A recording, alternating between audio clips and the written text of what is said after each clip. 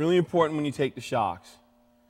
Take your washer, slide it on, your rubber grommet, slide it on, and this goes into your mounting point. All you do is dab it in the hole.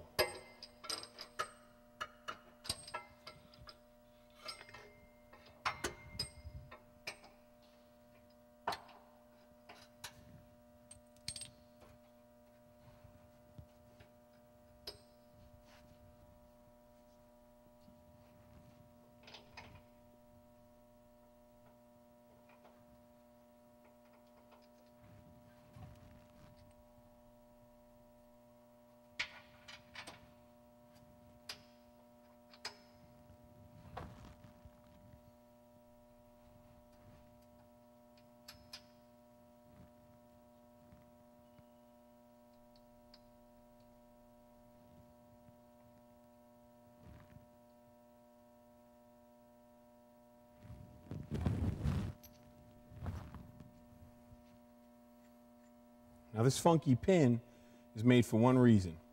It's got two flats on it so you can put a wrench on it if you have to. It goes from front to back.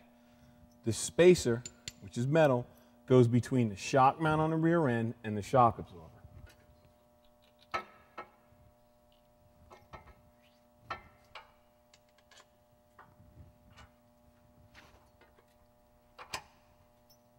Then you use your lock washer and your nut. Now these nuts, the only thing that's fancy about these nuts is that they actually have, the threads aren't perfectly round. They have a little dimple in them, and it's to keep it from backing out. So it's going to be a little snug when you put it on, but it's supposed to be. We take our ratchet.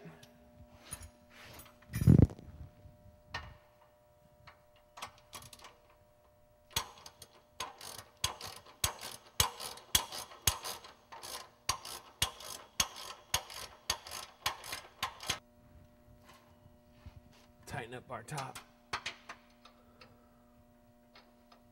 nut.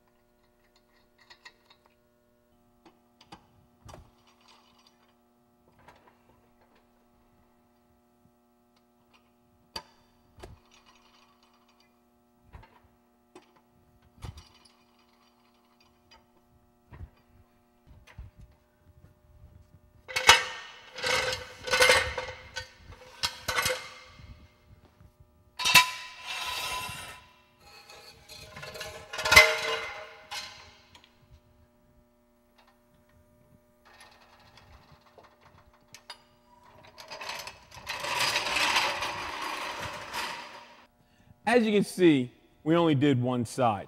And I did one side because I wanted you to see how easy it was to do this.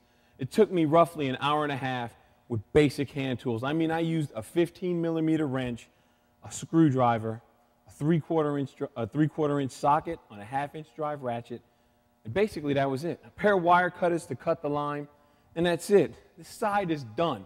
The only thing left to do is tighten up the lug nuts, 90 to about 105 pounds, just to keep the wheel on there so it's safe, and you're good to go. It's that easy to do this kind of work. Now, something for you guys out there who've done this before. I did this the hardest way you can. I didn't make it easy on myself for one simple reason. I want the guys and the girls out there who've never done this before to see that they can do the job.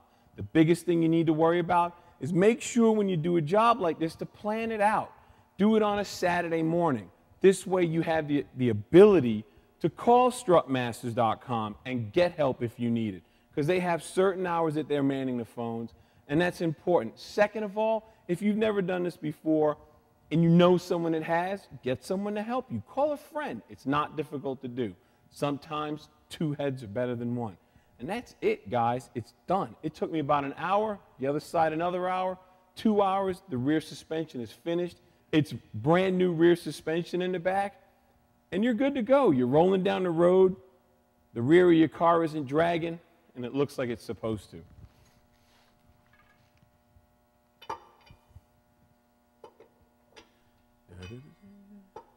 Figures it'd be the last one. It always is.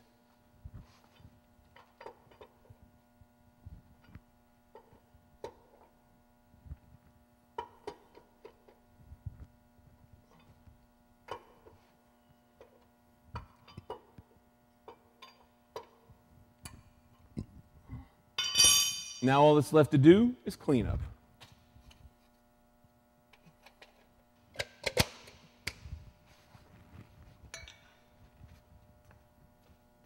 All right, I hope you guys enjoyed the video. It was a little long, and I understand that, but I did it the hardest way possible just to show you that it could be done with basic hand tools.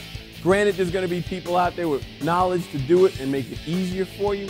More power to you. You need to have those people help you out. If you've never done it before and you're a little skittish on it, get someone to help you or call the helpline. Remember, the biggest thing is planning. Start doing it on a Saturday morning early so you have your car done so you can go to work on Monday.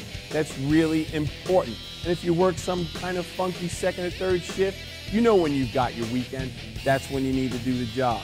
So for Strutmasters.com and Santiago Performance, we're out of here. Later.